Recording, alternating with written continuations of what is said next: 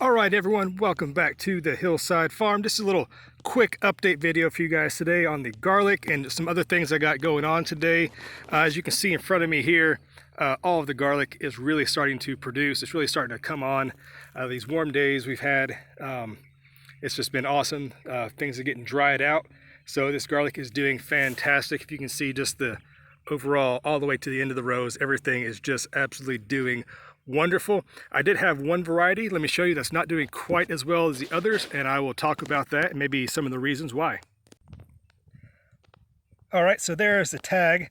Dubna, I guess what it's going to call. I believe it's a Russian heirloom garlic.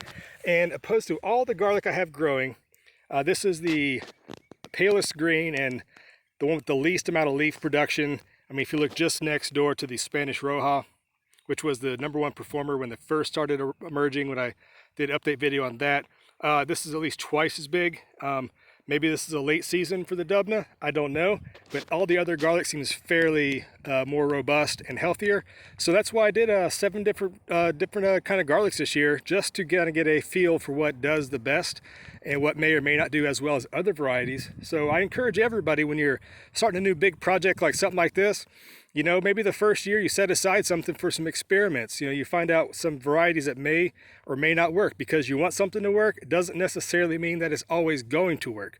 Okay, so don't always get your heart set on, I have to grow this particular variety, because it may not be what's best suited for your climate or your actual growing situation, where something that you may not have thought of in the beginning is actually doing much better than you would have anticipated, and maybe that's what's going to be your cash crop or your best performer for a market or just for the table in that regards. So let me show you some other little things I got going on here today at the farm. All right, so kind of adjacent to the garlic, which is there, you can see there are 3 more rows that have been cut from the existing soil. Like I said, I mentioned before, this is a permanent raised bed system, so put a lot of hard work in at the beginning. These 2 rows to the left have been top dressed with some well-aged horse manure. And the 3rd row here had the mushroom compost that I showed you a couple episodes ago, where I got some free spent mushroom compost bedding. Now, while I'm not putting any manure on this row here, is I plan on using this row here for carrots. So yeah, you don't want to add extra nitrogen to carrots. It will help, it'll actually cause the roots to be like pretty hairy. It's not really going to be very good. You grow all tops, the bulb's not going to be, or the root, I suppose, is not going to be what you want it to be. So the 2 rows to the left right here are probably going to be in onions, which I have already started from seed. They're doing well at my house there on the Hillside garden. So I'll be bringing those up here probably next weekend, as you can plant those probably 2 weeks prior to your last frost. So we're getting right into that time frame. So depending where you live, some people way down south, I'm sure you already have your onions already in the ground. So good for you guys. Hope you did that. Hope you're on track. And one last thing I'd like to mention before I move on and show you something else. If you can look down this row in particular, when you're making a permanent raised bed kind of system in a garden or a farm type area, see, if you look down the horizon here, those are tire tracks for my wheelbarrow. It's a 2-wheeled wheelbarrow. There's a worm right there. But anyways, I had to make sure that when I make these rows, that my wheelbarrow can comfortably go through all the way to the end. So that's going to be in the future for either for harvesting, or maybe bringing fertilizer if you have to bring water, or just, you know, like I just showed you here, top dressing with some horse manure. You don't want to be trying to fight your plants or trying to like wedge through. And you can kind of tell right here on the edge of this row where the tires are kind of on the edge of the row there. So we'll need to go through with the hoe and the shovels and kind of push this back a little bit.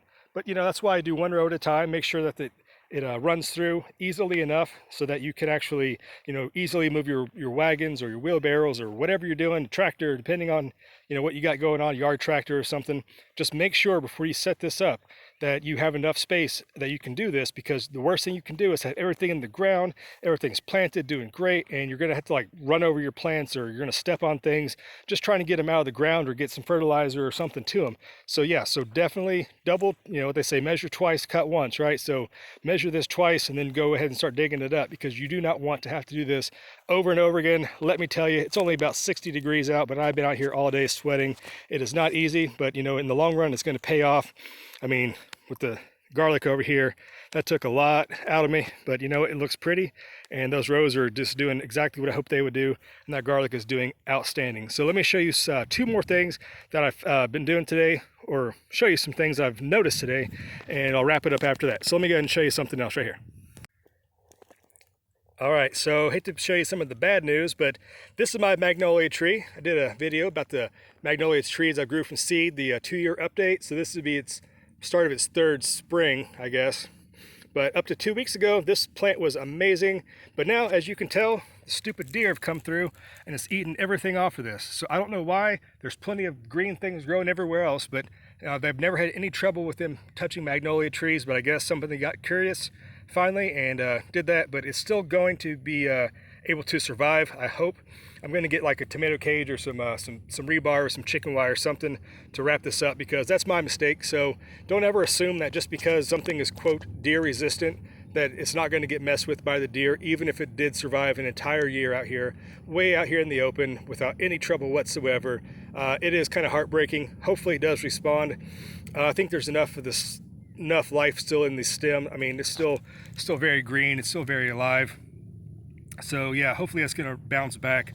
I'll keep you updated when it does. So I don't want to end on a bad note, so let me show you one amazing find I found today here at the farm, and I'll show you that and wrap it up whenever we get to that part. So let me go ahead and take you over there right now.